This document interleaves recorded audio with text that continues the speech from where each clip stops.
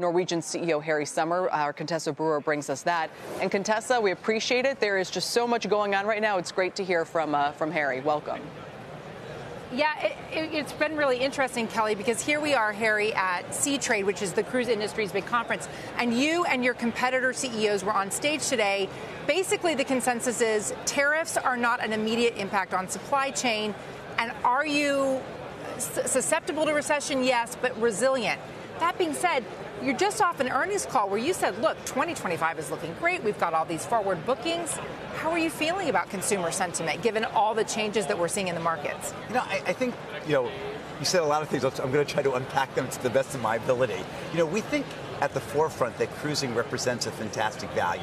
When we study it, the average cruise is priced about 30% better than the average hotel vacation. And we're such a small percentage of the industry. We're about 2% of the overall global vacation market is cruising. So when you look at our low penetration, our great value, if you will, value gap with hotels, we think, I wouldn't say that we're recession proof, but I think when there are bad times, people still want to go on vacations. Cruising represents a tremendous value. You haven't seen an automatic reversal of course, like forward bookings just plummeting because of the jitters that we're seeing shaking the markets. Listen, there's no doubt that the last few days have been a little rocky for us. I think every company around the country is sort of living through these changes that we've gone through since last Wednesday. That being said, no dramatic U-turns. We have the benefit of being about 65 to 70% forward booked for the next 12 months. So 2025 is pretty much done. We're now looking maybe for late Q4 25,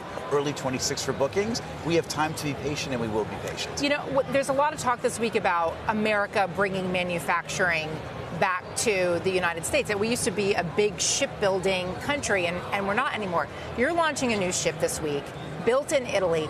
Italy has a way of keeping the shipbuilding in Italy by financing the shipbuilding. Sure. Is that something that could work for America? Really, it's an entire ecosystem that Italy and also Germany, France, Finland, there are 4 countries in Europe that build ships. All 4 of them have developed this comprehensive infrastructure. So yes, financing is definitely a piece of it. The Italian government supports the construction of ships for export, if you will, for use in international waters, and they give us very favorable terms. We have 3, 4, 5% interest rates, fixed over a 12-year period. It's great terms for us. It allows us to have good returns to our shareholders, our stakeholders, in financing the ships. But it's not just the financing. They've created an entire infrastructure, engine manufacturing, cabin manufacturing, theater manufacturing.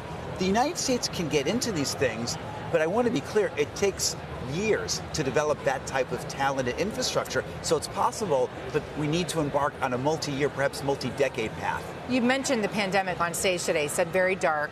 Aon and their marine expert said it is still the primary threat to the cruise industry. What have you learned from the pandemic, and how does it help you be resilient in the face of other economic headwinds? We certainly don't see it as a primary threat to the industry. I'm not sure where Aon was getting their information from. The cases of COVID are way, way down. It's almost equivalent to the flu. I think they meant a global pandemic. Okay. There you go. We'll shift that a little bit to a global pandemic. I think we learned a lot. We learned a lot in terms of how to operate safely, how to operate in environments where there are unknown things like this happening. I wouldn't say that we necessarily did well during the time, but we learned a lot of lessons, and now cruising represents probably one of the safest vacations out there.